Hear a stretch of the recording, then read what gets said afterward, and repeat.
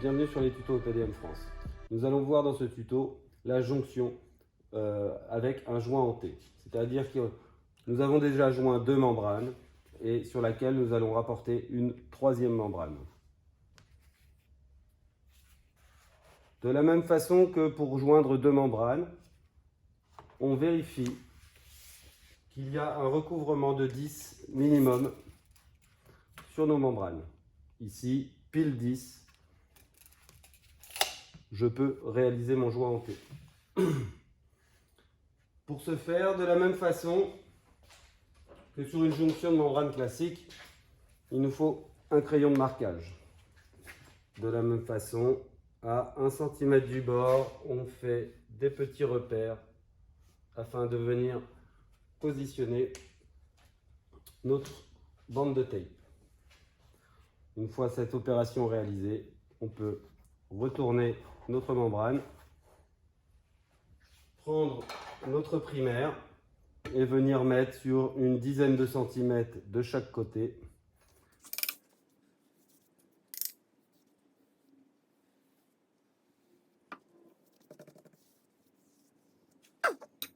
Petit point spécifique. Sur la démonstration précédente, j'avais laissé 10 cm plus 3, ce qui me crée un rebord ici. Avant de réaliser mon joint en T, je viens couper le petit bout de membrane qui dépasse jusque sur le tape qui est en dessous. Et je peux prendre mon primaire et venir en mettre sur une dizaine de centimètres sur toute la longueur.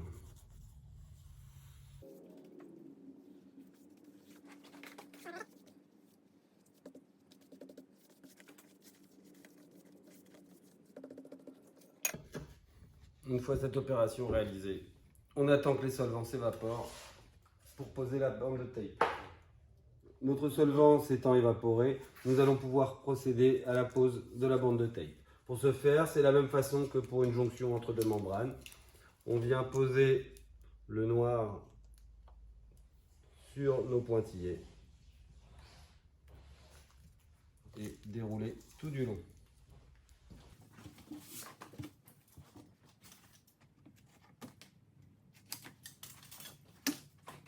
La roulette à maroufler.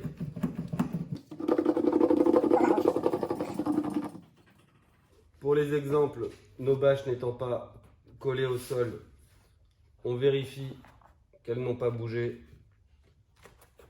avant de faire le collage. Et une fois qu'elles sont positionnées, on laisse 1 cm de tape apparent. Et là, on peut procéder à la jonction. De la même façon,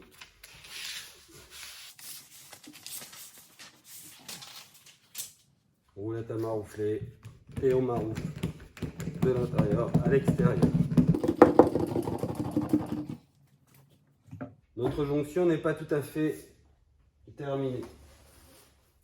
Ici, il y a des points de fragilité qu'on va venir renforcer avec un flashing. Le flashing, c'est une membrane déformable qui se présente sous cette forme, avec un renfort extérieur et une bande de plastique comme le tape intérieur. Pour positionner notre flashing et déterminer notre flashing, il y a deux points sensibles. La jonction de la première membrane et la fin qui se trouve dessous, ici 7 cm et demi environ, du tape qui court dessous. Pour déterminer la taille de notre flashing, on prend ce premier point, mais 7 cm et demi, et ici de la même façon 7 cm et demi. Ce qui fait qu'on va devoir préparer un flashing de 22 cm. À l'aide de la craie, on peut réaliser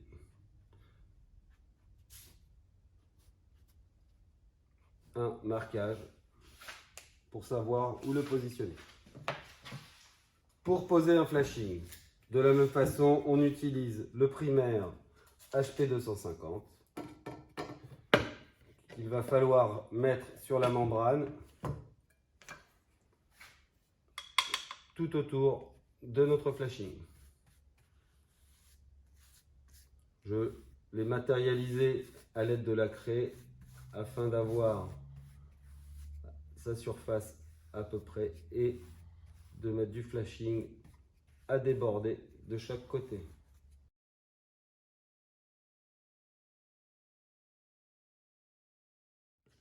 De la même façon, on attend que les solvants s'échappent avant de positionner notre flashing. Pendant ce temps, on va préparer le flashing. Donc, j'ai dit 22 cm. Je prends 1 mètre. Je mesure 22 cm.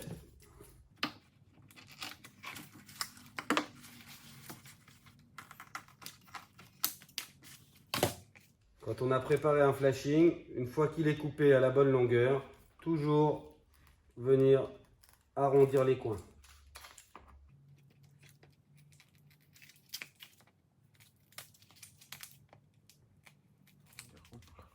Notre flashing va être prêt à être posé. En attendant, on attend que le solvant s'échappe.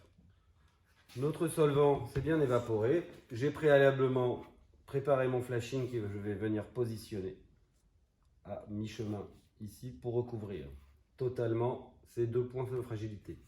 J'ai donc coupé en arrondi ici mes flashings. Pourquoi?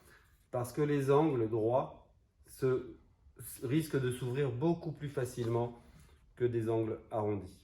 Voilà pourquoi toujours les flashings, on coupe des angles. Pour positionner mon flashing, j'enlève la partie supérieure, la partie inférieure et je viens poser mon flashing selon les repères que j'ai fait préalablement. Une fois que mon flashing est posé, roulette à maroufler, toujours, puis la petite roulette d'angle pour écraser les plis ici et là. Nous venons de poser le flashing sur un joint hanté. L'étape n'est pas tout à fait terminée. Il faut maintenant confirmer les endroits qui sont sans la lèvre avec un mastic EPDM de confirmation. Ça, tu couperas peut-être au montage. Parce que normalement, j'aurais dû remettre tout le primaire.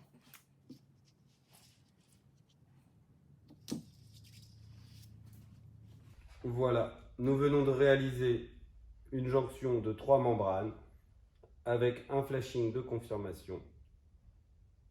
Merci de nous avoir suivis sur ce tuto. À bientôt pour de nouveaux conseils.